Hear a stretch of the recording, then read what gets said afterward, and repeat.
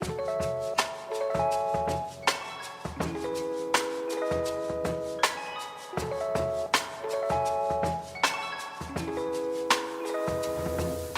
그럼 지금부터 2021년 제1회 UST 함께하는 정책 포럼을 시작하겠습니다. 안녕하십니까. 저는 사회를 맡은 전략기획팀장 최은영입니다. 오늘은 감사합니다. 네, 오늘은 UST에 있어 아주 의미 있는 날인 것 같습니다. UST의 어제와 오늘을 진단해보고 미래를 구상하기 위해 많은 분들의 지혜를 모으는 자리로서 첫 발을 떼는 날이기 때문입니다. 함께하는 정책 포럼은 앞으로도 정기적으로 개최가 되어 UST가 연구소 기반 대학원 모델을 정립하는 데 있어 올바른 방향을 설정할 수 있도록 길잡이가 되어줄 것입니다. 그 첫 번째로 오늘의 주제는 UST의 어제와 오늘 그리고 내일입니다. UST에 몸담고 계신 분들, UST를 애정을 갖고 지켜보시는 분들과 함께 준비했습니다. 이번 포럼은 현재 UST 유튜브 채널을 통해서도 생방송으로 진행이 되고 있습니다. 앞으로 2시간 30분 정도 포럼이 이어질 텐데요. 현장에 참석하신 분들은 물론 온라인 참석자분들께서도 끝까지 지켜보시면서 다양한 의견도 개진해 주시면 감사하겠습니다. 그럼 본격적인 주제 발표에 앞서 UST 김희환 총장님과 정책포럼 추진위원장이신 조금원 교수님의 인사 말씀이 있겠습니다. 먼저 김희환 총장님을 앞으로 모시겠습니다.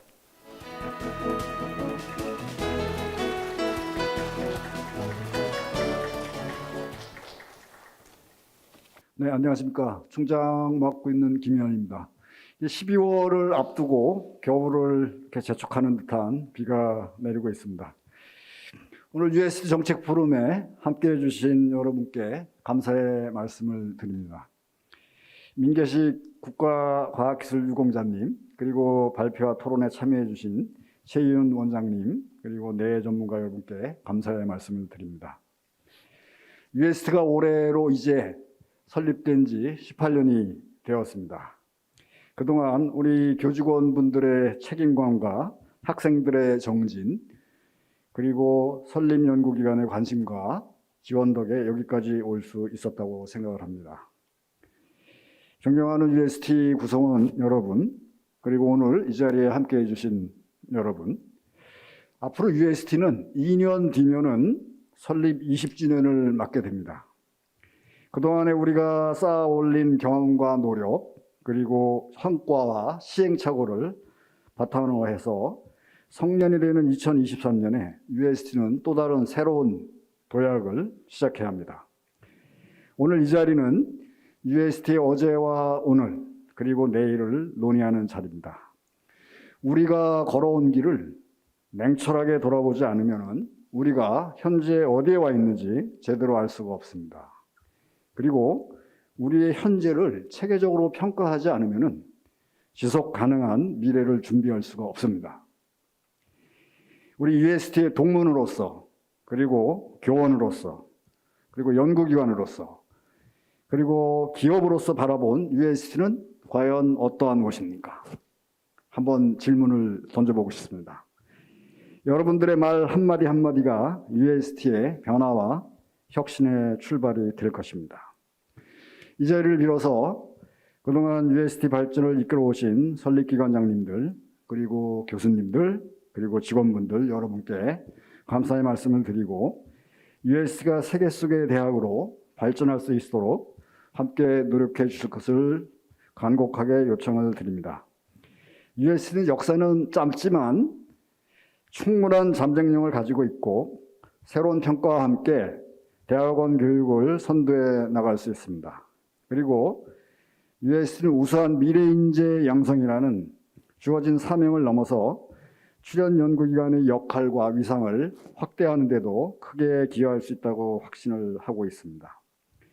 UST는 계속해서 우리 구성원들의 목소리에 귀를 기울이고 발전해 나가도록 노력해 나가겠습니다. 오늘 처음으로 출발한 UST 정책 포럼이 UST의 변화와 혁신의 상징으로 자리하도록 많은 관심과 지원을 부탁을 드리겠습니다. 네, 고맙습니다.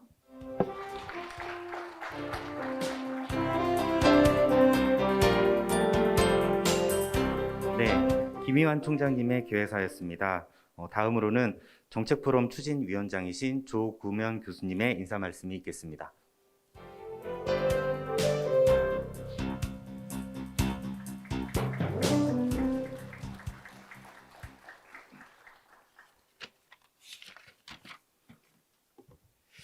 예, 안녕하십니까. USD 함께하는 정책포럼 추진위원장을 맡고 있는 키스트 캠퍼스의 조금원입니다. 사실 오늘 총장님께서 다 말씀하실 수 있는 그런 내용인데 제가 추진위원회를 맡다 보니까 또 이렇게 기회를 주셔가지고 또 배려해 주셔서 또 우리가 진행해온 일들 또 우리가 무엇을 해야 되는지 이런 것들을 간단하게 나누는 시간을 갖도록 하겠습니다. 사실은 그 USD 정책 포럼을 준비하면서 오래됐습니다. 총장님께서 식사하는 자리나 또 이렇게 뭐 대표 교수 회의라든지 이런 쪽에서 USD가 이제 발전해야 되는데 어떤 동력을 가지고 해야 될 것인가, 또 그것들은 많은 구성원들의 동의를 얻어야 된다 이런 얘기를 하셨고요. 또 그런 부분에 있어서 이 포럼을 통해서 많은 사람들이 참여하고 의견을 듣는 그런 시간을 갖자 이렇게 말씀해 주셔서 사실 오늘 그 참여하신 여러 포럼 추진위원분도 계시지만 또 온라인으로 참여하신 분도 계십니다. 제가 그분들하고 같이 일을 하면서 감사한 거는 되게 열심히 이게 내 일이다 이렇게 해주시면서 USD의 소속이면서 또 아니신 분들도 그렇게 얘기를 하셔서 오늘 1회 포럼이 이렇게 성황리에 시작되는 것 같습니다. 다시 한번 이렇게 1회 포럼을 개최하게 된 것에 대해서 기쁘고 감사드리는 말씀을 드립니다. 이 포럼을 준비하면서 과연 우리는 이 포럼을 통해서 무엇을 남겨야 되고 어떻게 해야 되는 건가, 추진위원회를 통해서 이런 생각을 좀 해보았습니다. 사실은 총장님 말씀하셨지만 USD가 18년 동안 여러 혁신을 통해서 발전을 해왔습니다. 지금의 때는 뭐 잘 아시는 것처럼 4차 산업혁명이라든지 과학기술이 급변하게 변하면서 USD도 변화에 대한 그런 요구들을 많이 받고 있습니다. 어떻게 변화를 해야 될 것인가. 말씀드린 것처럼 18년 동안 USD 내에서 움직였다고 하면 이제는 USD 밖에서 바라보는 분들, 또한 우리가 놓쳤던 아주 중요한 분들, 출연연 분들, 또 출연연 관계자분들, 학생, 교원, 그리고 USD의 수요를 제기하시는 산학연구원 분들이 같이 힘을 모아서 이제는 더 나은 미래를 준비해야 되겠다. 그래서 저는 사자성어로 줄탁동시라는 말을 떠올려 봤습니다. 내부와 외부가 알을 깨는 노력을 통해서 USD가 가지고 있는 현재의 장점과 또 약점, 또 개선할 점, 미래의 비전을 끄집어내서 다 함께 공유하고 그걸 통해서 앞으로 10년, 20년 동안 발전하는 그런 모델을 20주년을 통해서 만들어내는 그 과정이 그 일환이 이 정책 포럼이라고 생각을 합니다. 우리가 그 시발점에 서 있는데요. 아마 상당히 오랜 시간이 지나서 이 포럼을 통해서 그런 일이 발전됐다, 만들어졌다고 한다고 하면은 상당히 기쁠 것 같습니다. 사실 여기에 저는 대표 교수님들하고 여러 교원들이 많이 오셨는데요. 드리고 싶은 말씀은 그렇습니다. 시작을 같이 했으면 끝도 같이 해야 된다, 그런 생각이 드는데요. 끝을 같이 하는 것은 뭐냐면 포럼이 저희가 1월에 시작을 하지만 내년도에 2, 3, 4회를 준비를 하고 있습니다. 그 사이에 여러 얘기를 주시면 좋겠습니다. 그래서 포럼 위원분들이 그걸 잘 반영해서 정말 숙고해서 더 좋은 방안이 만들어질 수 있도록 그렇게 노력을 하겠습니다. 사실 오늘 바쁘신 중에 참석해 주신 민계식 위원장님, 또 키스트의 최윤 전 원장님, 그리고 주제 발표를 해주시는 석현광 본부장님, 또 박기범 선임위원님, 사실 찾아뵙고 일일이 얘기를 나눴을 때 사실 기대가 많이 있으시더라고요. 그래서 그 기대에 부응하는 그런 포럼이 될 수 있도록 노력을 하겠습니다. 앞으로도 많은 관심과 격려, 그리고 도움, 그리고 지원을 부탁드리겠습니다. 감사합니다.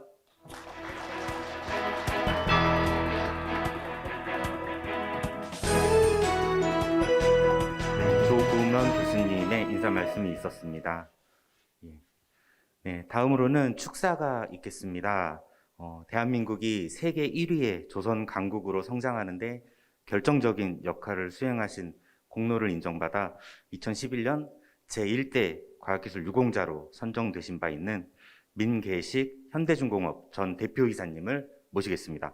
환영의 박수 부탁드립니다.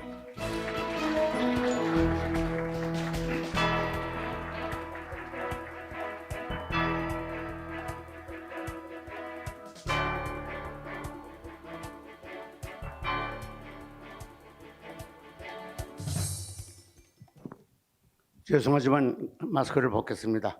안녕하십니까?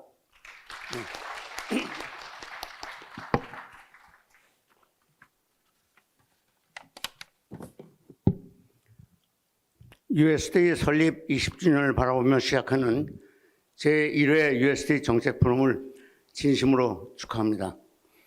그리고 부족한 사람을 이 뜻깊은 자리에 불러주셔서 큰 영광이고 대단히 감사합니다. 제가 이 뜻깊은 자리에서 하고 싶은 말이 대단히 많습니다만 과학기술과 과학기술인의 자세에 대한 제 평소의 생각을 15분 내에 압축해서 말씀드리도록 하겠습니다. 저는 평생을 산업계에서 지냈습니다. 그렇지만 사회적으로 경영자라기보다는 과학기술자요 발명가로 알려져 있고 저 자신도 그렇게 생각하고 있습니다. 300여 건의 국내의 발명 특허를 보유하고 있고 2008년 산업계에서는 처음으로 대한민국 최고 과학기술상을 수상했으며 2016년 대한민국 건국 이래 처음으로 선정된 과학기술 유공자, 국가과학기술 유공자 32명 중 1명으로 선정이 되었습니다. 이 중에 24분은 이미 작고하셨고 8분이 지금 생존해 계십니다만 거동을 할 수 있는 분은 4분밖에 되지 않아서 이 4사람이 전국의 과학고등학교, 대학교를 다니면서 강연을 많이 하고 있습니다. 저는 대학 시절 산업계 현장을 다니면서 우리나라 산업계의 낙후된 현황을 절감하고 내 전문 분야에 우리나라 산업을 세계 제일로 만들겠다는 꿈과 이상을 품게 되었습니다. 이러한 꿈과 이상을 품고 외국 유학과 외국의 대기업에서 산업계 경험을 쌓은 후 귀국하였습니다. 귀국 후 모교에서 교수로 오라는 초청을 여러 번 받았으나 마다하고 산업계를 고소하였습니다. 왜냐하면 내가 설계한 것, 내가 연구한 결과가 제품이 되어 나오는 것을 보기 위해서는 산업계에 있어야 한다고 생각했기 때문입니다. 저는 70세가 넘을 때까지 대기업을 경영하면서 많은 학술 활동과 발명을 해왔으며 제 발명으로 신제품도 개발하고 신사업도 창출하여 국가 경제 발전에 기여하는 한편 회사를 크게 성장시켰습니다. 신제품이나 신기술 개발 시 저의 목표와 모토는 항상 무엇이냐 하면 대한민국에서 최고가 세계 최고, 그게 제 목표고 제 모토였고 실제로 그랬습니다. 지난 11월 9일자 조선일보에 현재 우리나라는 69개, 69개 품목의 세계 인류 상품을 보유하고 있다는 기사가 났는데 그중에서 34개가 제가 개발한 것입니다. 과장한다고 할지 몰라서 제가 여기 사진을 가지고 왔습니다.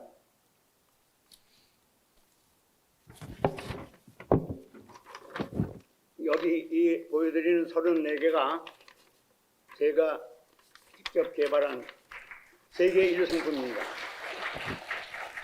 감사합니다.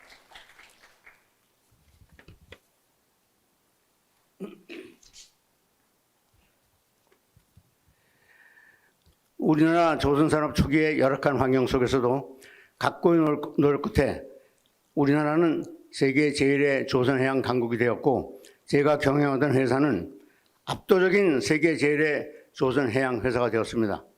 이렇게 해서 저는 청년 시절의 꿈과 이상을 이루었습니다. 여러분 잘 아시다시피 과학기술은 자연 현상에 대한 호기심으로 기하학과 천문학을 필두로 태동하기 시작했으며 고대 그리스에서 피타고라스, 플라톤, 유클리드, 아르키메데우스, 아리스토텔레스 등 학자에 의해서 철학으로 자리 잡기 시작했습니다. 이러한 전통으로 인해서 서구에서는 과학기술을 철학적인 자세로 발전시켜 왔습니다. 일본은 일종의 존경심에서 과학기술을 받아들였고 이를 바탕으로 경제를 일으켰습니다. 그러나 우리나라는 과학기술을 경제 개발을 위한 도구로만 생각해 왔습니다. 아직도 우리나라 사회에는 조선시대의 산업공상의 정신이 남아 있습니다. 제가 많이 그런 걸 경험했죠.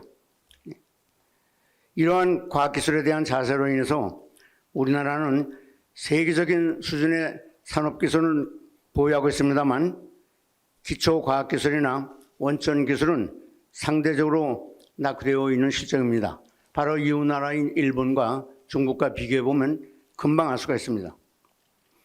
기초과학은 당장 부와 편리함을 주지는 않으나 실용적인 학문이 발전할 수 있는 기초 기반 기술을 제공하므로 장기적으로 볼 때 학문과 사회를 몇 단계 끌어올리는 국가 경쟁력의 원천입니다.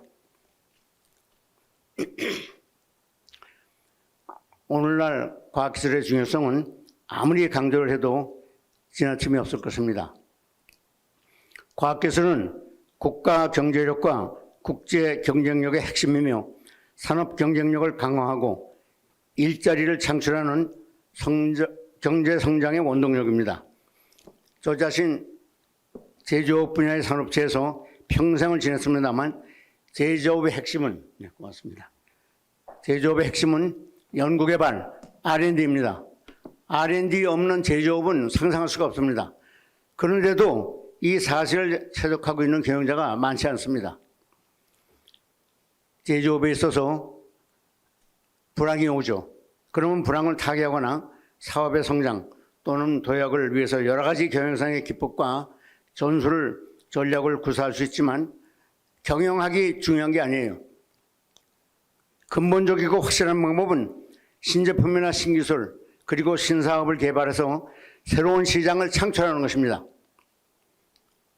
사람은 새로운 세포가 증식되어야 성장하는 것처럼 제조업에서도 새로운 제품이 계속 개발되어야 경쟁력을 유지하며 성장할 수 있습니다. 그런데 이것이 R&D 없이 됩니까? R&D가 핵심입니다.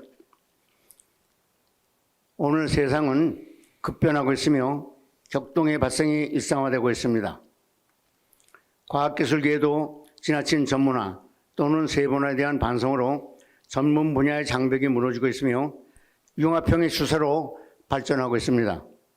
더구나 인공지능 AI의 발달로 20년이나 30년 후에는 우리 호모사피엔스는 AI 로봇인 로보사피엔스하고 공존하는 세상이 될지도 모릅니다.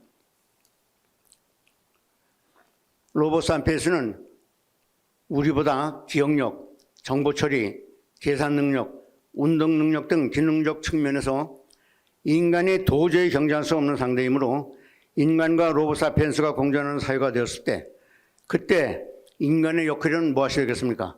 이것을 여기서 분명하게 말을 하기는 대단히 어렵습니다. 그래서 그에 대한 속단하기도 어렵고 속단해도 안 되기 때문에 지금부터 꾸준히 연구하고 교육하고 준비를 해 나가야 합니다.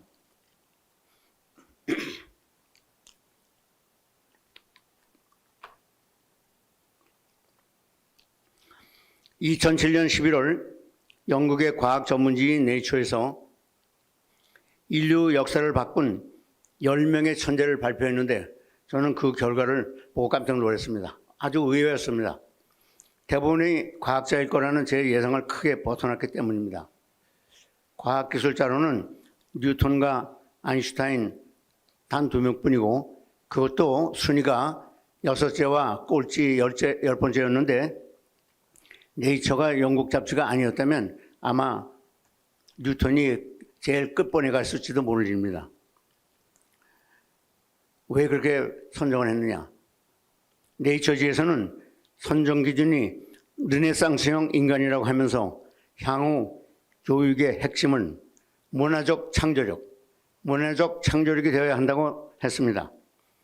하버드대 27대 총장인 로렌스 서머스라는 분이 있습니다.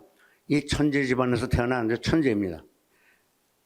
그분의 삼촌과 외삼촌, 친가와 외가의 삼촌들이 전부 경제학상 수상자이고 20세 때 MIT 박사학위를 받았으며 28세 때 하버드대 최연소 정교수, 44세 때 미국 재무장관, 46세 때 제27대 하버드대 총장이 된 천재인데 이 로렌스 서머스 총장이 하버드대를 과학혁명, Revolution in Science, 과학혁명의 중심지로 이끌겠다고 하면서 선언을 했습니다. 선언을 하면서 하버드대의 과학기술 교육 방침을 제정했는데 첫째가 기초교육 강화, 둘째가 유연한 두뇌, 셋째가 문화인식 제고입니다.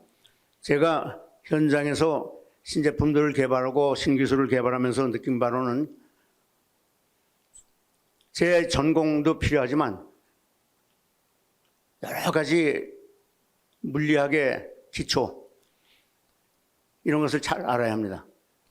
전기는 어떻게 해서 발생되고 금속은 어떻게 돼서 특성이 바뀌고 이런 것도 잘 알아야 하고 제가 가장 애로를 많이 느낀 점은 제가 화학 지식이 없어가지고 이산화탄소, 지구온난화 현상을 방지하기 위해서 이산화탄소를 수집해서 이것을 다시 연료화 만드는 것을 화학연구소와 공동으로 하는데 촉매를 잘 몰라가지고 제가 무슨 촉매를 써야 좋을지 제 화학을 열심히 하는 걸 참 후회한 적이 많습니다만 여러분들은 기초 이런 과학 지식을 제일 중요하다고 저는 생각합니다.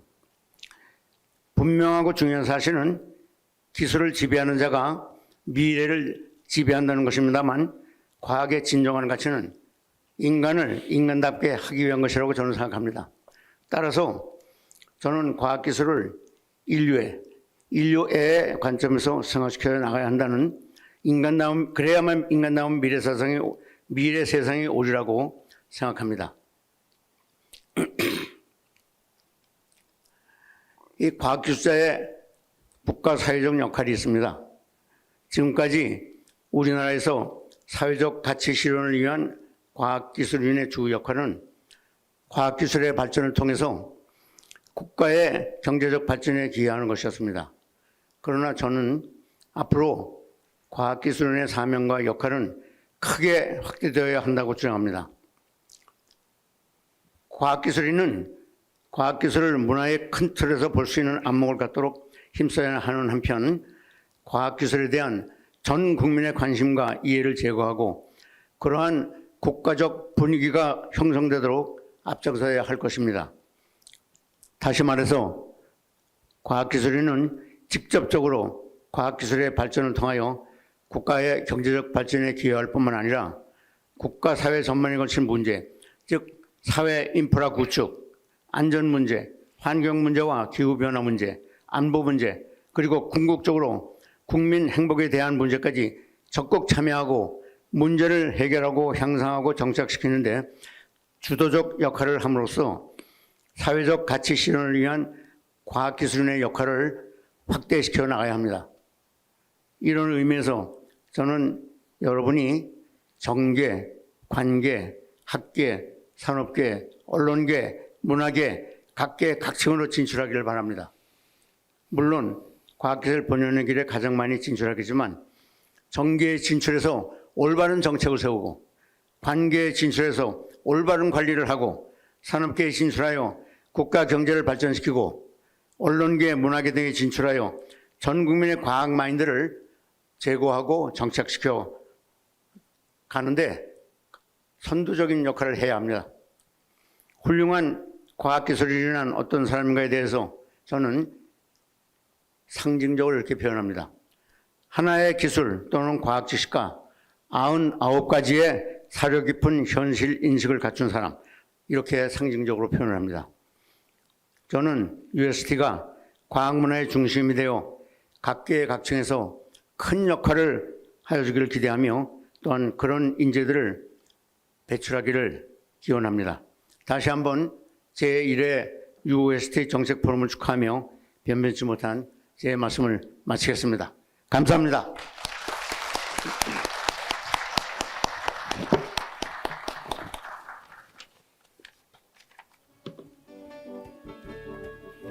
네, UST의 미래를 논의하는 이 자리에 과학기술계 후배들을 향해 뜨거운 애정을 담아 축사를 해주신 민계식 대표님께 다시 한번 감사의 말씀을 드립니다.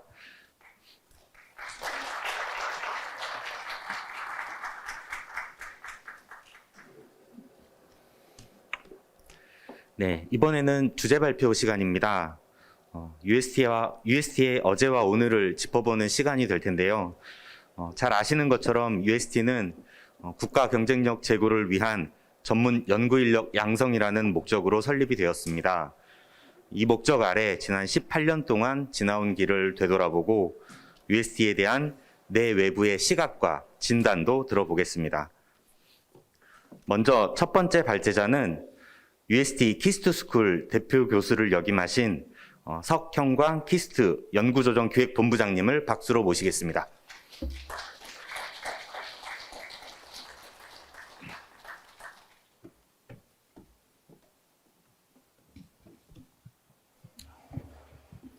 예, 반갑습니다. 김의환 총장님께서 UST 내부의 입장에서 관점에서 UST를 어떻게 바라볼 것인가에 대해서 좀 기조 발제를 해달라 해가지고 고민을 많이 했습니다. 근데 제가 2019년에 키스트 대표 교수를 하고 그 후에 이제 UST를 잠깐 떠나 있어가지고 약간 뭐 내부자이기도 하고 아닌 것 같기도 하고 좀 애매한 입장에서 이제 좀 설명을 드리고자 합니다. 제가 UST의 설립과 변화에 대해서 잠깐 설명을 드리겠습니다.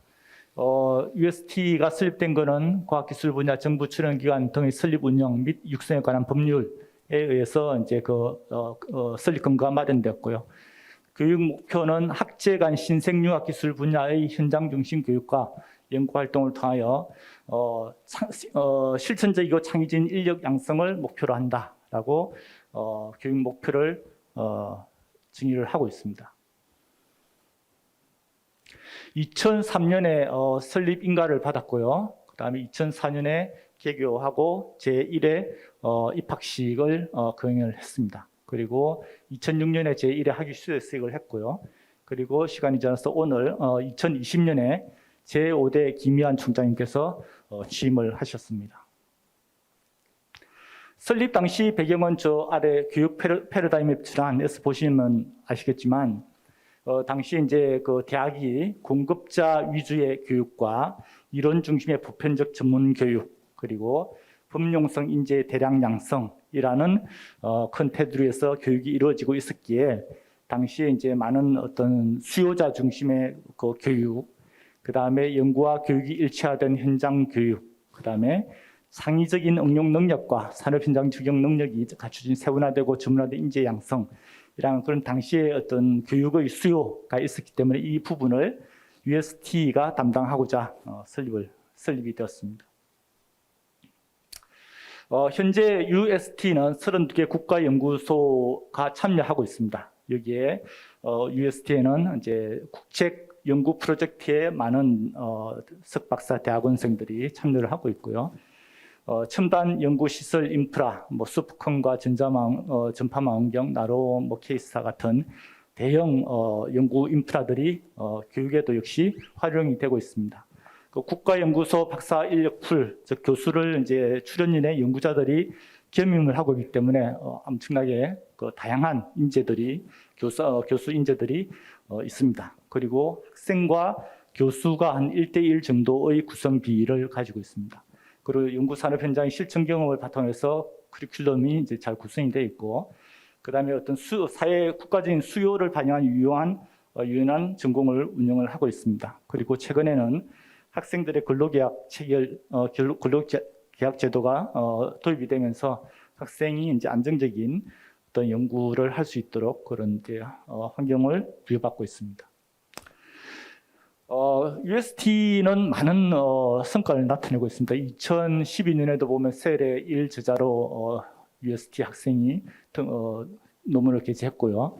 2016년에는 사이언스, 2020년에도 사이언스에 UST 학생이 제1저자로 논문을 게재한 바 있습니다.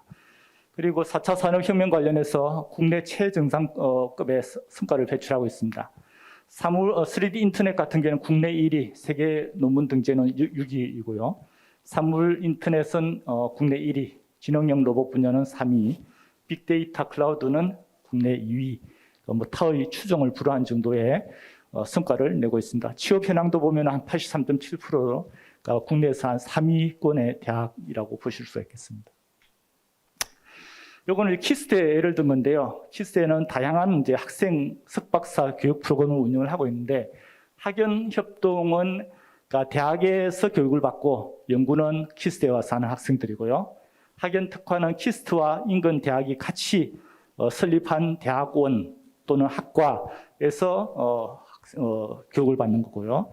연수생은 주로 뭐 서울대나 어떤 메이저 대학의 이제 대학원생이 키스에 와서 일하는 경우고, UST는 사는 이제 키스 스쿨 학생인데, 보시면 이제 학연 협동에 들어가는 학생들이나 UST에 들어가는 입학한 학생들이 비슷합니다. 지역의 거점 대학 출신이거나 수도권의 상위권 대학 출신인데, 실제 그 성과 면에서 보면 학연 협동하고 UST는 한 5배 정도 차이 납니다.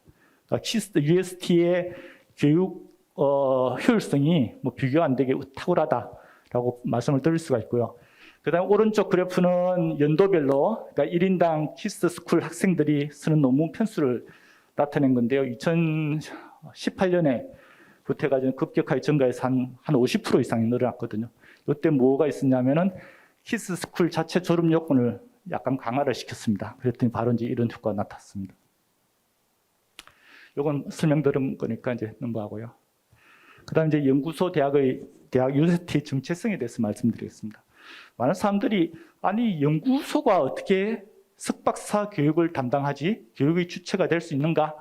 라는 부분에서 의구심을 가질 수가 있는데, 박사학위에 대한 사전적인 정의는 뭐냐 하면은, 그러니까 많은 지식을 습득하는 일정 수준에 도달한 사람한테 박사학위를 주는 게 아니고, 우리 인류가 알고 있는 지식의 지평을 확장하는 것, 기존에 몰랐던 것을 새롭게 아는 연구 행위가 바로 그거를 이제 성공적으로 보였을 때 박사학위를 주는 거거든요. 그러니까 박사학위의 본질은 연구라는 것입니다. 그런 측면에서 보면은, 그러니까 연구 환경이 잘 구성이 된 연구 주체는, 그러니까 석박사 교육의 강력한 기관이 될 수 있다라는 것입니다. 실제로 보면은 우리나라만 이렇게 정규 대학이 석박사 교육을 독점하고 있습니다. 그런데 이거는 세계적으로 예외가 없어요. 한 95% 이상의 석박사가 정규 대학에서 나오고 있거든요. 그런데 외국 같은 경우에는 연구 여건이 갖춰진 기업들, 그 다음에 연구소, 그 다음에 지방자치단체, 다양한 주체들이 직접적으로, 단독으로 또는 이제 협력하여 석박사 교육 프로그램을 운영을 하고 있습니다. 그런 측면에서 보면은 우리 대한민국만 되게 이제 예외적이다, 이런 말씀을 드릴 수가 있습니다. 실제로 뭐 이제 말씀대로 다양한 주체들이 석박사 교육에 참여하고 있습니다, 세계적으로. 그런데 이제 특히 그 연구소 대학도 각 국가별로 이렇게 다 있는데, 이 연구소 대학은 국가마다 다 정체성이 다 다릅니다. 독일 같은 경우에는 연구는 연구소에서 하거든요. 대학에서 하지 않습니다. 기초 연구는 막스 플랑크에서 하고, 산업화 연구는 프라우프에서 하고, 대형 거대 공공 연구는 헬무트에서 합니다. 그럼 그 연구소가 운영하는 대학도 이제 그 기관의, 연구소 기관의 정체성과 어느 정도 연동이 될 수밖에 없는 거거든요. 그런 측면에서 보면은 우리나라의 연구소 대학은 어때야 될까?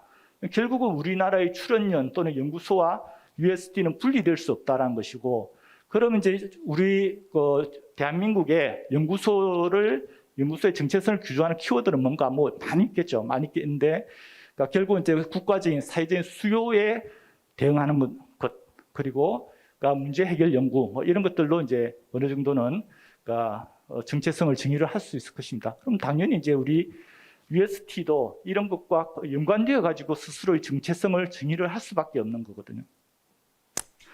결국 이제 이거는 우리 이제 그 전력 공급 체계를 보면은 이제 기저 전력, 미들 전력, 피크 전력 이렇게 나누는데 뭔지 아시죠? 그러니까 원자력이나 이런 건 이제 기저 전력 해가지고 계속 운영하는 거고, 시기별로 이제 계절별로 이제 수요가 좀 많은 거는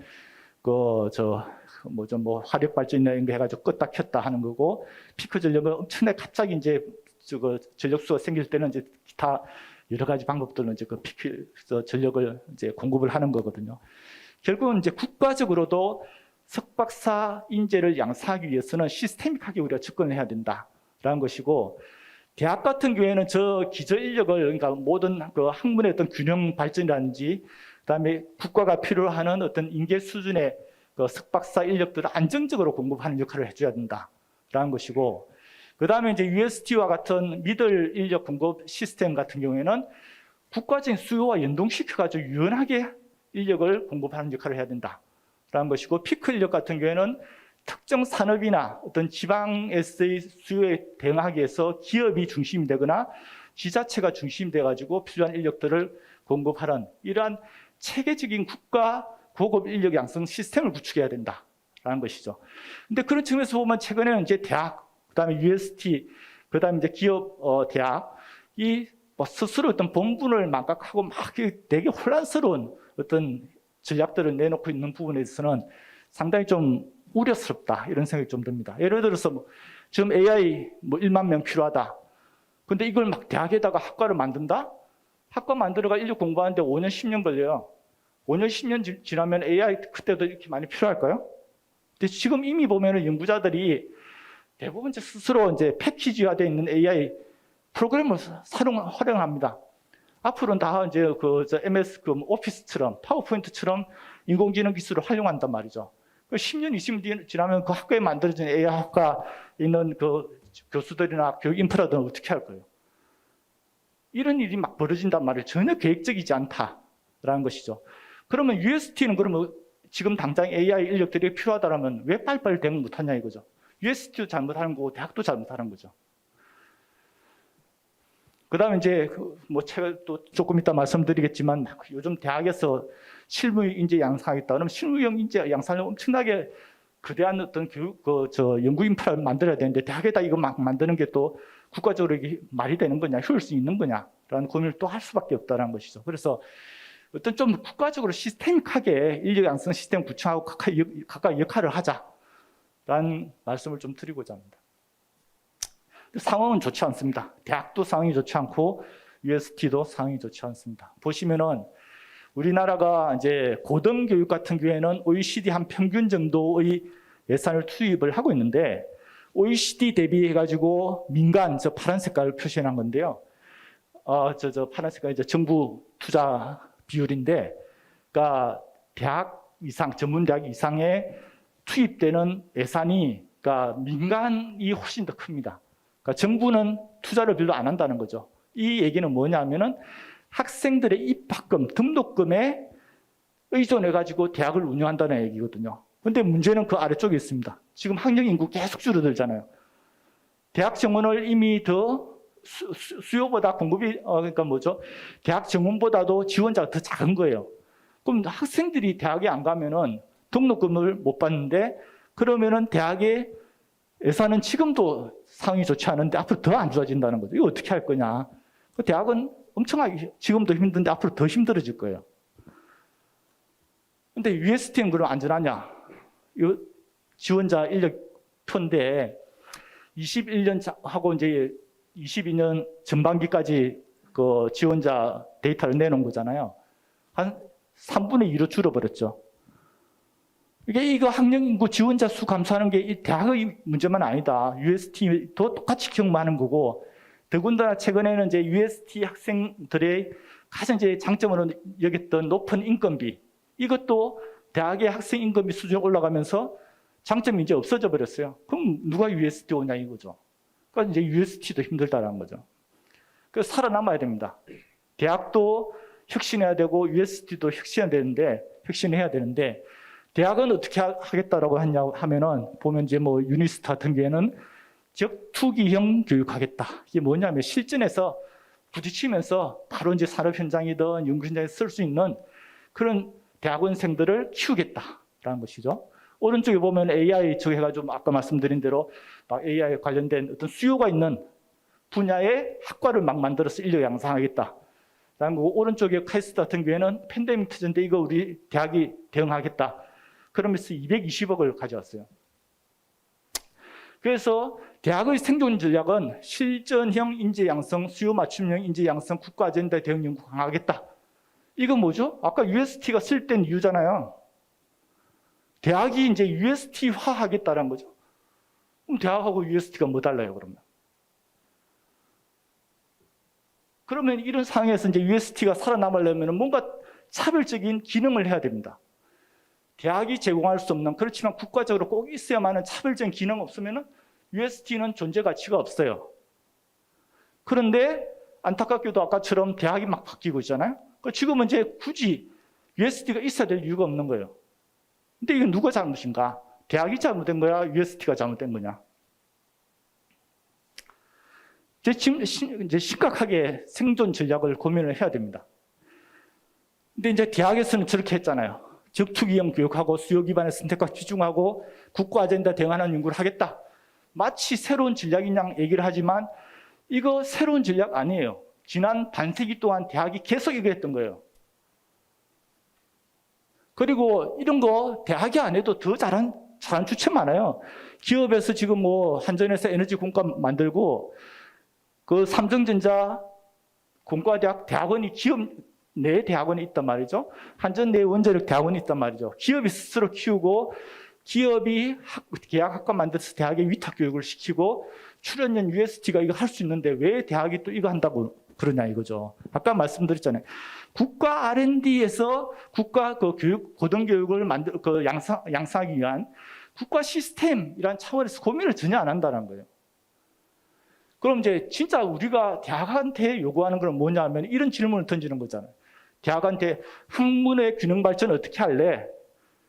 기초연구 아까 회장님 말씀하시지만 기초연구 중요한데 이 기초연구의 글로벌 경쟁력 어떻게 확보할래? 우리 아직도 노벨상 못 받는데 노벨상 어떻게 받을래? 그리고 이제 우리나라 대한민국의 미래 과학 기술을 이끌 석학들을 어떻게 길러낼래?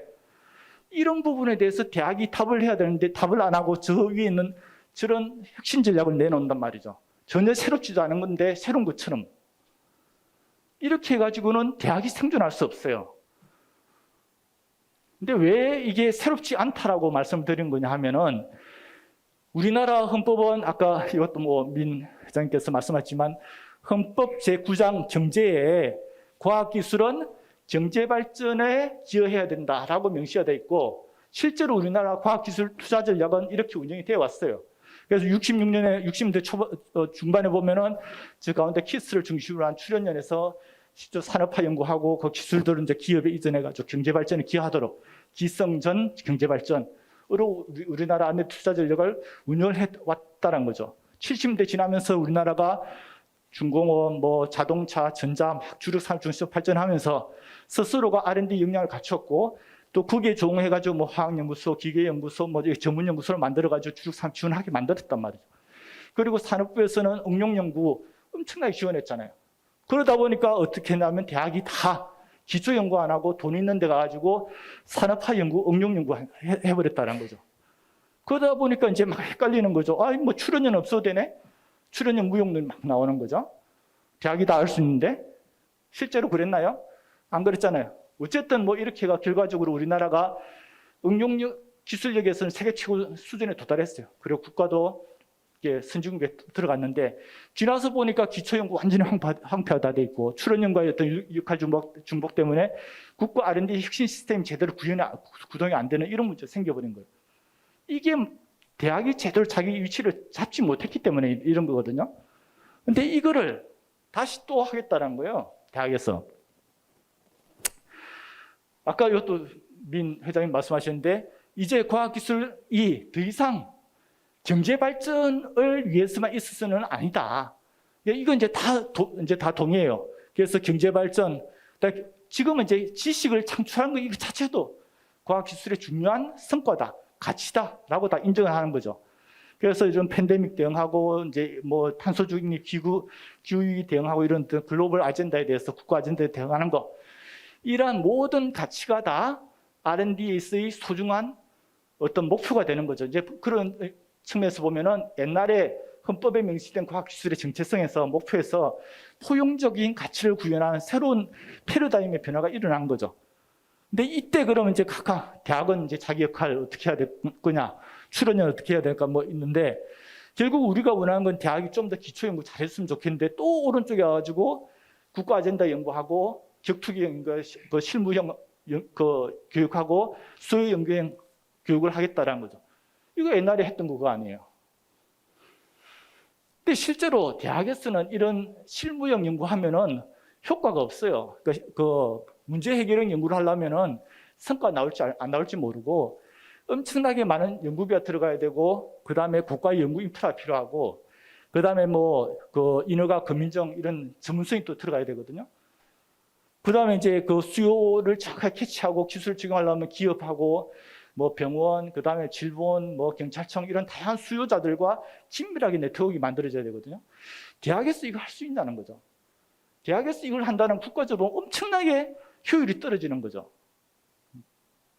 그런데 어쨌든 대학에서 실무형 연구를 한다는 거는 이게 말이 안 된다. 그러면 결국은 UST의 차별성은 뭐냐면은 이 실무형 인재를 얼마만큼 진짜 제대로 길러낼 수 있느냐. 거기에서 핵심적으로 답을 찾아야 된다라는 것입니다. 근데 이게 시간이 너무 많이 싫어. 큰일 났네. 근데 그게 어떻게 하냐. 그럼 우리가 실무형 인재가 전문성을 좀 양보하고 그냥 실무 역량만 우수한 그런 작업 현장, 작업장, 뭐죠? 현장, 작업 반장을 우리가 실무형 인재라고 얘기하냐? 그건 아닐 거잖아요. 세계 최고 수준의 과학 기술적인 역량을 가지고 있으면서도 동시에 실제적으로 문제 해결할 역량이 있는 연구자가 우리가 생각하는 실무형 과학기술 인재 석박사라는 것이죠. 그럼 이게 어떻게 가능하냐? 일단은 세계 최고 수준의 어떤 과학기술적 수준에 도달하려면 몰입을 해야 돼요. 연구에 몰입을 해야 된다고. 연구자도 그렇고 대학원생도 그렇고. 결국 이제 그럼에도 불구하고 아까처럼 이제 실제로 사회 문제 해결을 하려고 그러면은 누군가가 이걸 지원해 줘야 돼요. 정책연구소가 있어야 되고 안보 재난안전기술단이 있어야 되고 뭐 다양한 이런 이제 지원 조직이 있어야 되고 이제 그 뭐 연구 장비 지원해 주는 조직도 있어야 되고 이게 체계적으로 돌아가야 되는 거거든요. 그래서 이런 시스템 하에서 학생은 최고 수준의 글로벌 과학기술 수준에 도달하는 것이고 그러면서도 실제 그게 사회 문제 해결 또는 산업화에 실질적으로 기여할 수 있는 그런 경험을 할 수 있는 거죠. 이를 통해서 우리가 진정한 실무형 연구자가 석박사가 양성될 수 있다는 것이죠. 이건 대학이 할 수 없고 UST만 할 수밖에 없는데 이거는 결국은 이 대학 교수들이 UST 교수들이 소속된 연구기관의 혁신이 이루어지지 않으면 불가능하다라는 거죠. 그래서 이게 같이 가야 된다는 거예요. UST와 UST 교수들이 소속돼 있는 학생이 소속돼 있는 연구기관이 같이 가지 않으면은 이거는 불가능하다라는 것입니다. 그리고 이것만 되면 되냐? 아닙니다. 대학은 체계적인 교육 시스템이 갖춰져야 됩니다. 지금부터 이제 빨리빨리 진행해야 될 것 같습니다. 그래서 아까 말씀드린 대로 지금 이제 김현 총장님께서 계속 강조하는 게 UST와 UST를 설립한 연구기관 간의 긴밀한 협력을 계속 강조하셨잖아요. 저는 이제 그걸 이렇게 이해를 하는 거거든요. 아까처럼 진짜 진정한 실무형 인재가 양성이 되려면은 연구기관과 UST가 협력하지 않으면 안 된다라는 것이죠. 그런 측면에서 더 협력을 강화할 필요가 있다는 것이고, 그다음에 학생 정원 배분, 이거 정해진 TO도 이게 기관 간 기계적으로 막 그 TO를 배분하다 보면 못 채우는 수가 있거든요. 그런 것들 빨리빨리 없애야 되겠다는 것이고, 수요 중심 교육 시스템을 개편하자. 그다음에 스쿨 인정제를 더 고다해야 되겠다. 나중에 아마 패널 토론할 때 뭐 논의가 될 것 같아요. 그냥 빨리빨리 넘어가겠습니다. 그다음에 이제 이게 좀 저는 강조를 하고 싶은데, 아까 말씀드린 대로 UST가 국가적으로 AI 인재가 필요하다, 그 수요가 반영됐을 때 지나치게 늦게 반응한 거예요. 대학이 이미 19년부터 저기 막 선정되고 하는데 UST는 22년 내년 3월에 UST 학과를 만든다는 게 이게 말이 되냐 이거죠. 그러니까 UST 내에는 AI 전문가들이 많이 있어요. 교수가 언제든지 내일이라도 학과 만들 수 있고 국가적인 수요가 없으면 내일이라도 없앨 수 있단 말이죠. 그런데 그걸 안 하니까 대학에서 학과 만들고 막 저렇게 한단 말이죠. 그 10년 후에 저게 수요가 없으면 저 대학에 있는 정규 학과죠 어떻게 할 거예요? 그런 측면에서 보면 UST의 본부의 기획 역량을 지금보다 훨씬 더 높여야 된다라는 것이죠. 그다음에 학생 근로계약제 이거 완전히 파행적으로 운영되고 있는데 빨리 정상화시켜야 됩니다. 그다음 지금 이제 우리 정부에서 지원하는 각종 포닥 지원 프로그램, 큐리니 뭐 이런 것들, UST는 저기에 법에 적용이 안 돼가지고 다 빠지고 있단 말이죠. 정치력을 발휘해가지고 법을 바꾸든지 해가지고 UST 참여해야 됩니다. 그다음에 이제 우리 국가연구소의 중요한 미션이 글로벌 지안파 그룹을 만드는 것입니다. 이거 국가연구소에서 매우 중요한 거거든요. 그게 없으면 우리나라 산업이 글로벌 진출하는데 엄청나게 제약이 있을 수밖에 없어요. 그래서 이런 프로그램들 외국에 이제 진짜 외국 정부가 추천한 학생들 받아 제대로 키우고 관리해가지고 지안파 그룹 만들어야 됩니다. 졸업한 다음에도 이 사람들이 계속 우리 대한민국과 연계를 맺으면서 끊임없이 이제 우리 대한민국을 지원할 수 있도록 이렇게 만드는 노력들이 필요합니다. 그다음에 요거는 이제 뭐 교육정원 유연화 좀 해달라 이런 내부 요청이 있었고요. 그다음에 교육용 라이선스는 대학은 이제 다 할인을 해가 봤는데 UST는 적용 안 되잖아요. 이런 것도 빨리 해결해야 되고, 그다음에 UST 주도의 캠퍼스 간 협력 연구 과제도 좀 했으면 좋겠다는 거고, 특히 이제 아까 말씀드린 대로 수도권에서는 그러니까 이 UST의 메리트가 점점점 없어지고 있어요. 일반 정규 대학의 인건비가 계속 올라가면서.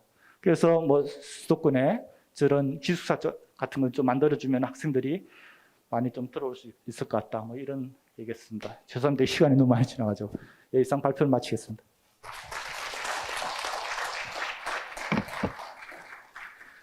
네, UST의 정체성 그리고 UST가 처한 상황, 당면 과제 등에 대해서 너무나도 일목요연하게 잘 정리를 해주신 것 같습니다.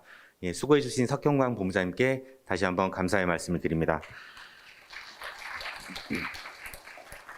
네, 두 번째 주제 발표입니다. UST만의 특수한 교육 모델의 장단점에 대해 외부인의 시각으로 객관적인 진단과 미래의 방향성에 대한 제안을 들어보는 시간입니다. 과학기술정책연구원의 박기범 선임 연구위원님을 박수로 모시겠습니다.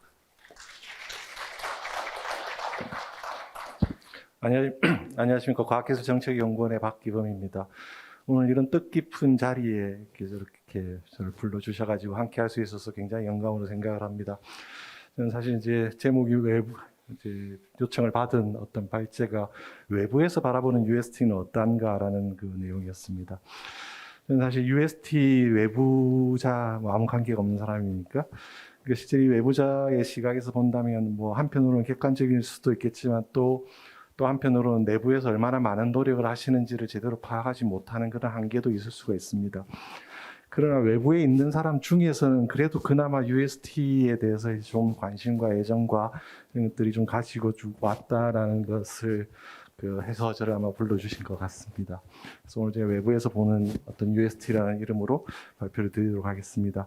미리 말씀드릴 것은 아까도 말씀드렸지만 제가 내부에서 일어나는 어떤 노력이나 환경을 잘 모르고 이야기하는 부분이 혹시 있더라도 그래도 이제 외부에서는 이런 시각도 있구나라는 관점에서 하나의 참고로서 봐주시면 고맙겠습니다.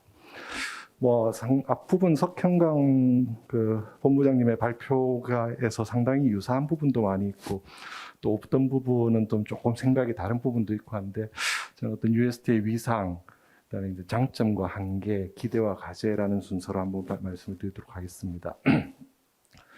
UST라는 기관을 바라봤을 때 외부에서 무슨 생각이 드느냐? 국내 유일의 과학기술 분야 공공연구기관 인력 양성 모델이다. 사실 이제 출연연 중에서는 KDI의 한국개발원의 KDI 스쿨이 있습니다만 이제 그쪽은 사회경제 쪽 분야고 과학기술 분야에서는 유일하다고 말씀드릴 수가 있겠습니다. 아까 석 본부장님 발표됐었지만 해외 주요 유수의 연구기관들을 이제 갖추고 있는 그런 모델의 한국 유일한 모델인 거겠죠.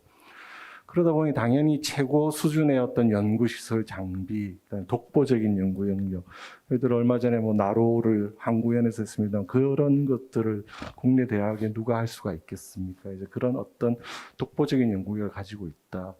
그다음에 이제 뭐 아까 국내 다른 대학의 지원도 많이 좋아졌다고 말씀하셨지만 그래도 여전히 UST 학생 지원은 최고 수준의 어떤 학생 지원을 할 수가 있겠습니다. 그런데 한편 외부에서 볼 때는 이런 생각도 듭니다. 그런데 UST가 그러니까 학생을 교육을 한다라는 거에 대해서 출연연의 연구 보조 아닌가? 라는 시각도 있을 수가 있습니다. 좀 뭐 말씀이 불편할 수도 있겠지만 예를 들면 그냥 일손 아닌가라는 시각도 있었다라는 거죠. 그 다음에 이제 저는 이제 과학기술정책연구원에서 인력 정책을 주로 좀 많이 계속했습니다만 그래서 볼 때 과연 UST의 인재상이 뭔가라는 질문을 먼저 하게 됩니다. 이 인재상이라는 것은 무슨 거창한 그런 이야기는 아니고요. 뭐 초등학교 뭐 교훈에 나오는 뭐 이런 그런 인재상이 아니라 아주 직설적으로 말하면 졸업하면 뭘 하지라는 겁니다. UST를 물론 생긴 지 이제 20년도 되지 않은 신생 기관입니다만 과연 그 졸업생들은 나와서 뭘 하는 걸까라는 것이 UST에 가지는 첫 번째 어떤 거라고 할 수가 있겠습니다.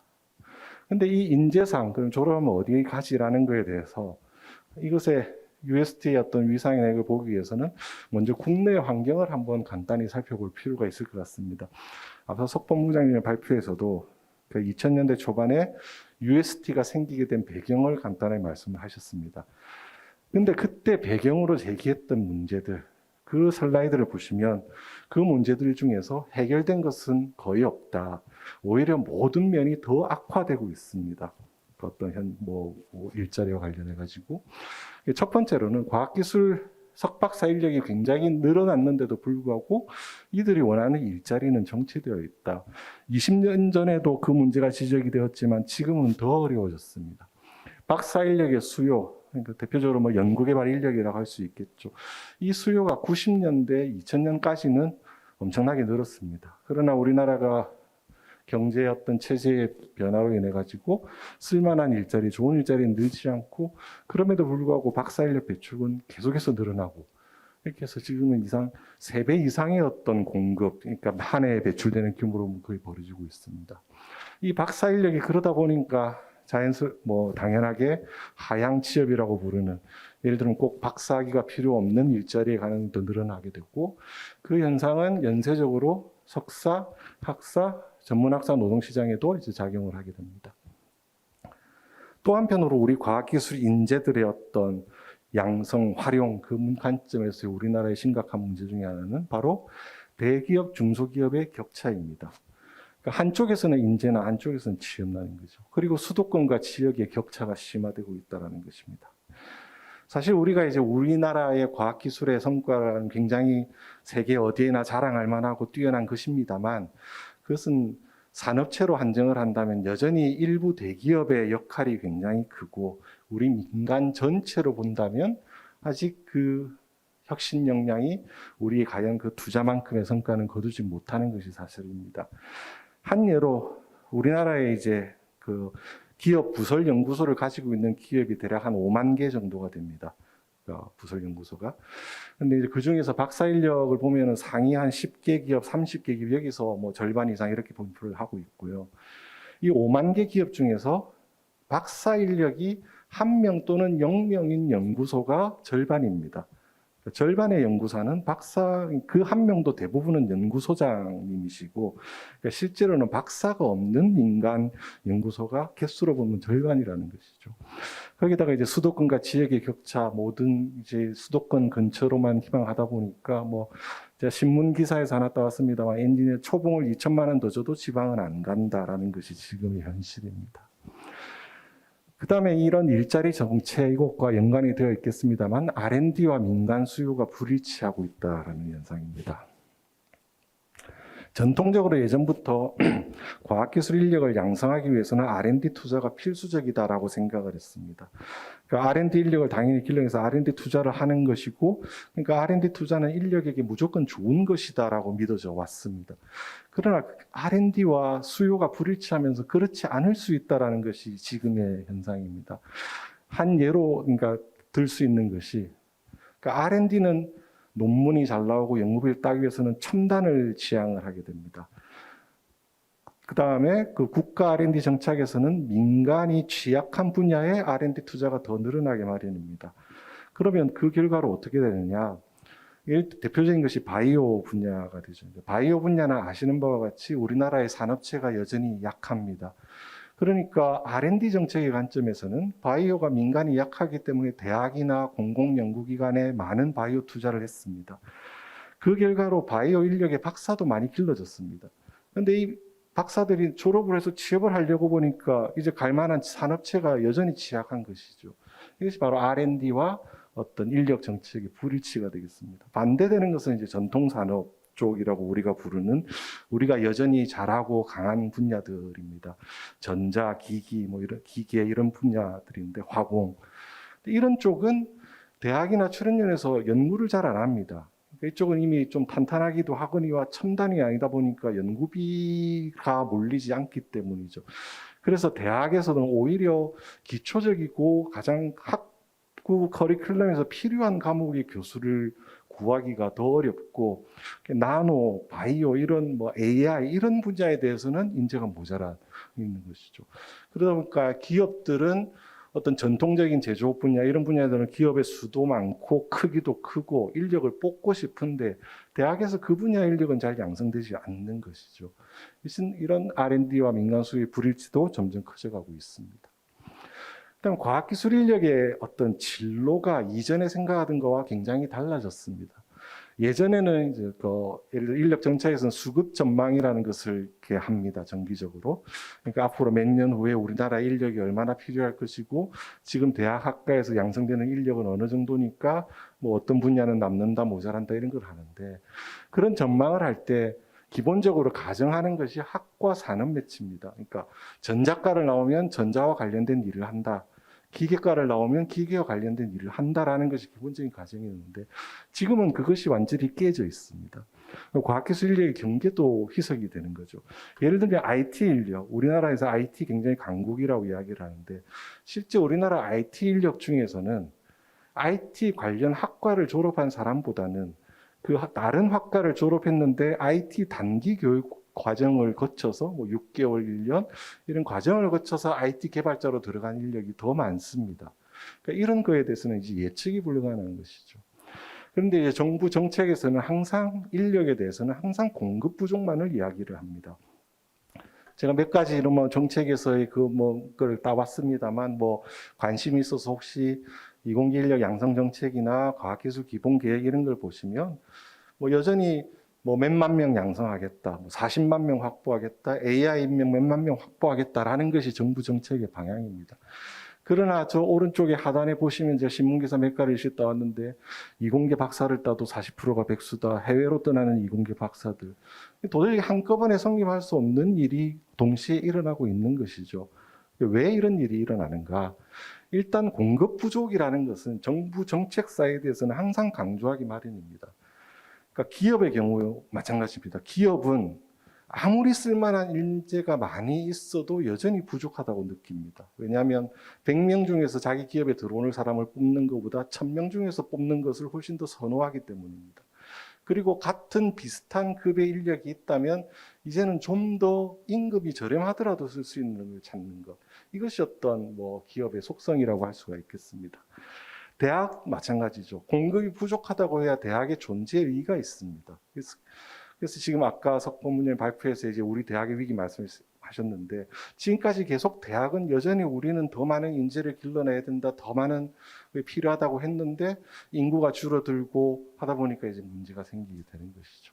정부도 마찬가지로 인력이 부족하다고 해야 새로운 정책을 펴고 사업을 펼 수가 있는 것입니다. 이런 환경들의 변화를 어떤 피해라고 할까, 그 부작용은 고스란히 젊은 세대들이 받고 있다는 것입니다. 그래서는 우리 대학의 어떤 극심한 양극화와 서열화에 대해서 말씀을 드리고자 합니다.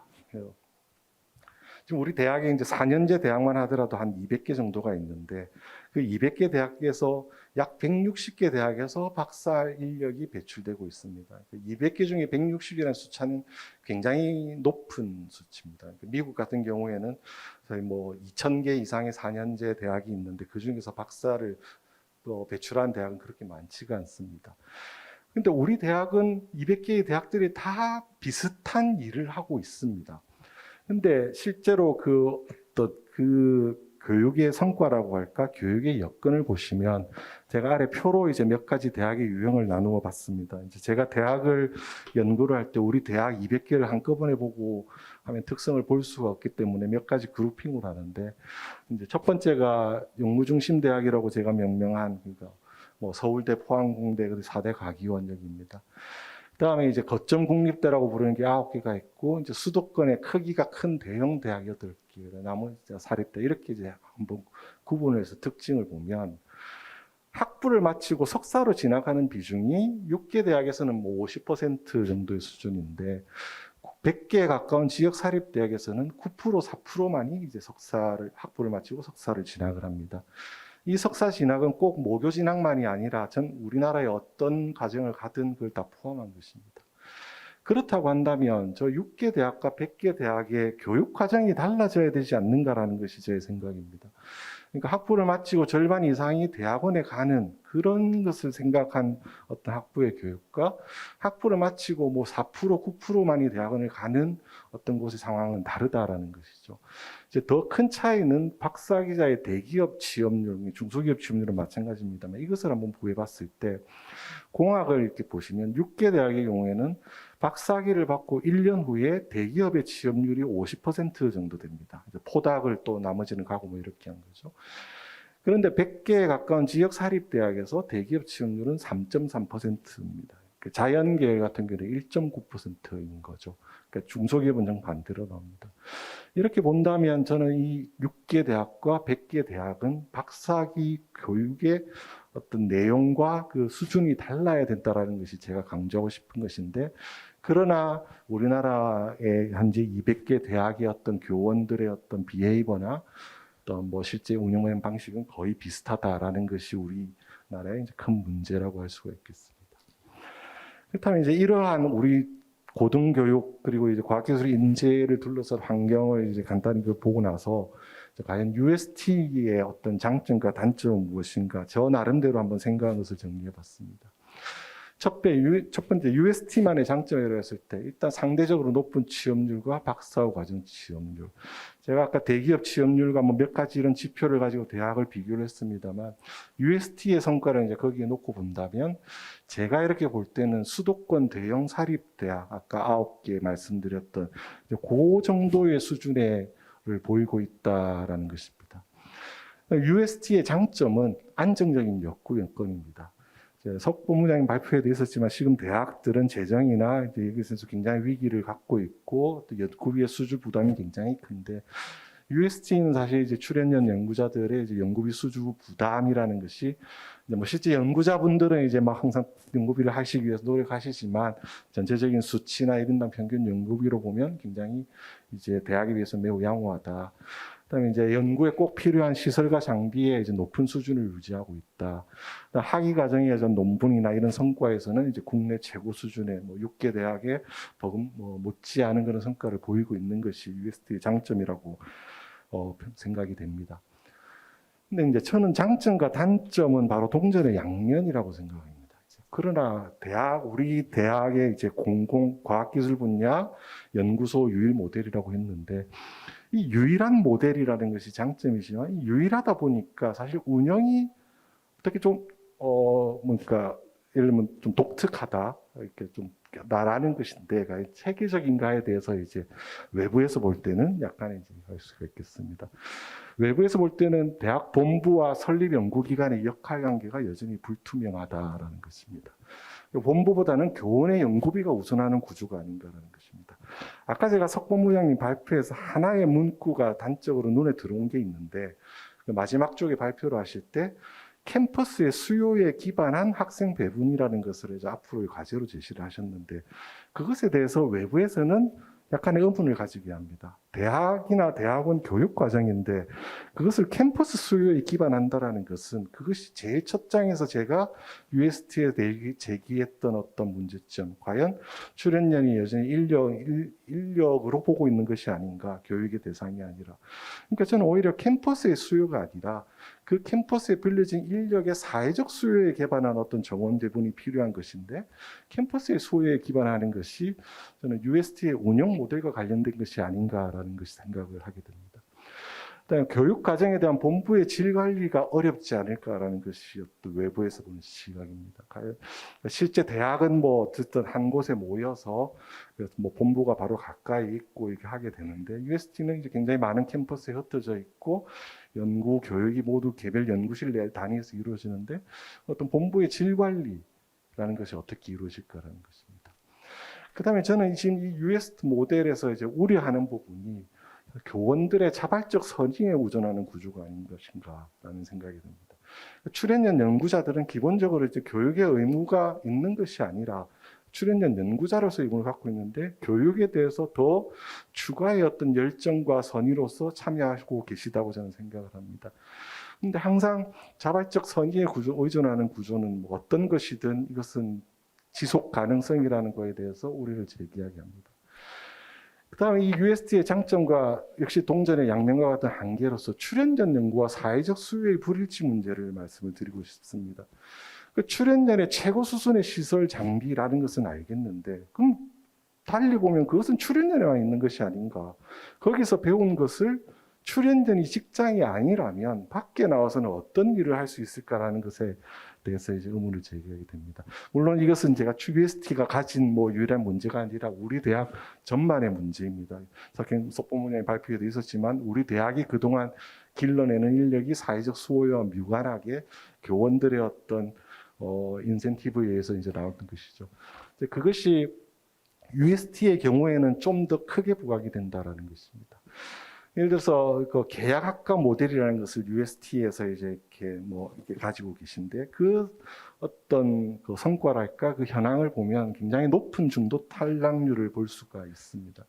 그럼 과연 그러니까 저 계약학과 모델이라는 것은 바로 민간의 수요를 직접 그거와 관련된 교육을 해서 인력을 보내는 모델인데 그 모델이 과연 UST에 적합한가? 그러니까 UST는 국내 최고 수준의 연구와 국책 연구, 그다음에 이제 독자적인 연구 영역을 갖고 있는데 그 모델이 과연 민간의 수요랑 어떻게 맞출 수 있을까라는 것이 가지가 되겠습니다. 그래서 이제 마지막으로 UST에 거는 외부에서의 기대를 말씀드리도록 하겠습니다. 이 부분도 석보부장의 발표와 내용 유사해서 이제 굉장히 기뻤었는데 우리 대학은 사실 올해부터 굉장히 강도 높은 구조개혁 필요성이 제기되고 있습니다. 지금까지 사실 20년 전부터 이미 예견된 문제인데 모두가 손을 놓고 있었던 것이 사실이죠. 그러다가 올해 이제 인구가 정말 확 떨어지는 것을 느끼면서 이제 정원 감축, 통합, 대학원 개혁은 불가피입니다. 이대로 정부가 아무 일을 하지 않고 지금처럼 이렇게 시장 원리에 대해서 할 경우에 200개 대학 중에서 약 70개 정도가 4, 5년 내에 이제 문을 닫아야만 하는 그런 상황이 이제 곧 오게 됩니다. 근데 이제 이런 위기 속에서 UST는 한 축을 담당할 수 있는 어떤 영역을 확보하고 있다라는 것이 기대가 되겠습니다.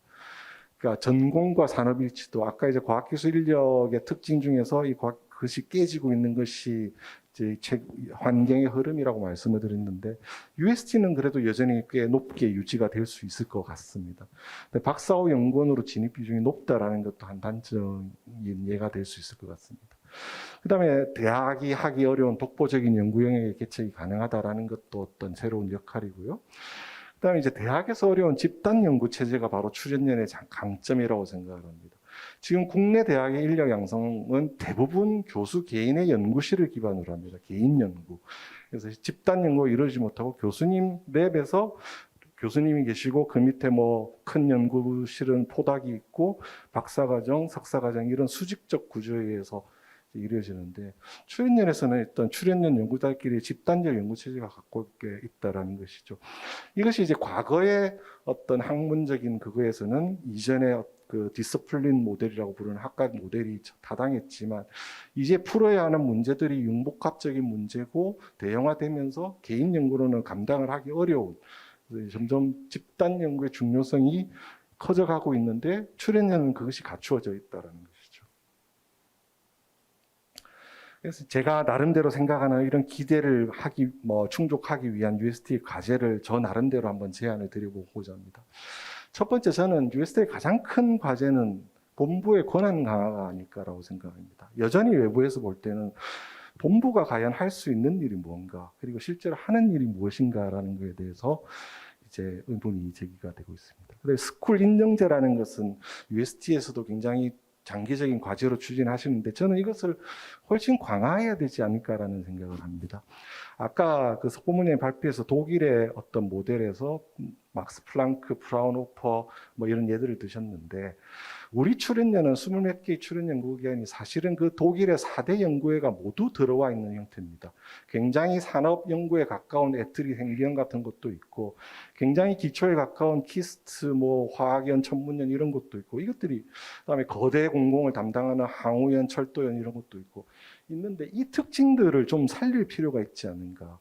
UST의 스쿨이라는 것을 통해서 그걸 해야 되지 않을까라는 것이고 교육의 질 관리를 위해서는 제가 제안을 드린 것은 스쿨을 좀 줄이는 것이 필요하지 않는가라는 생각을 합니다. 지금 현재 굉장히 20몇 개의 많은 캠퍼스에 에서 많다 보니까 오히려 저는 그것이 평균의 희석이 되는 것이 아닐까. 그래서 저는 특정 영역 그 특성에 따라서 선택과 집중이 필요하지 않나라는 것을 제안해 드리겠습니다.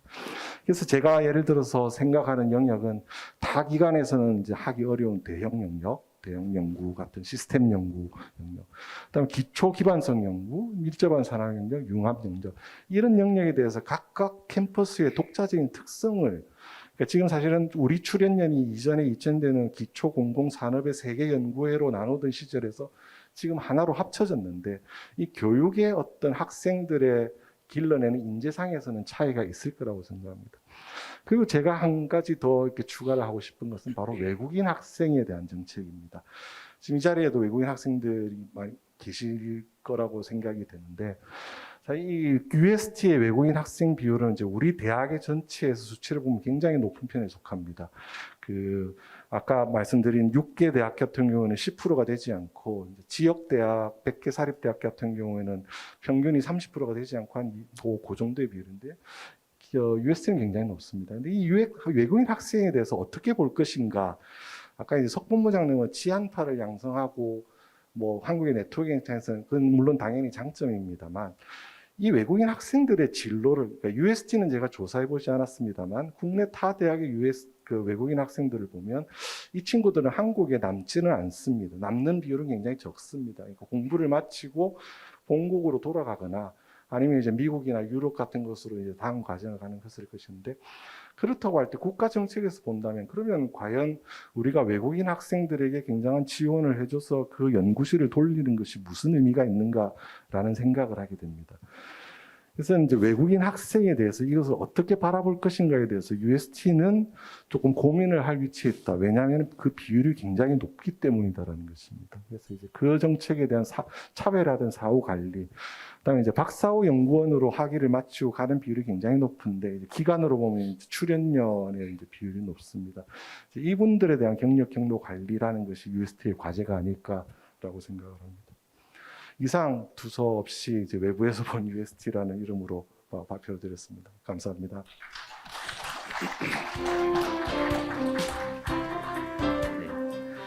네, 과학기술 인재에 대한 수요와 공급 환경이 뒤바뀌고 있는 가운데 UST의 장점은 물론 한계도 잘 짚어주신 것 같습니다. 예, 수고해주신 박기범 선임 연구위원님께 다시 한번 감사드립니다. 두 분의 주제 발표를 통해서 UST의 과거와 현재 그리고 미래에 나아가야 할 방향에 대해서 조금은 짚어볼 수 있는 그런 뜻깊은 시간이었던 것 같습니다. 그럼 이것으로 제1부 주제 발표를 마치고 무대 준비 등을 위해서 10분 정도 정리하는 시간을 갖도록 하겠습니다. 네, 그 3시 25분에 다시 찾아뵙도록 하겠습니다. 네.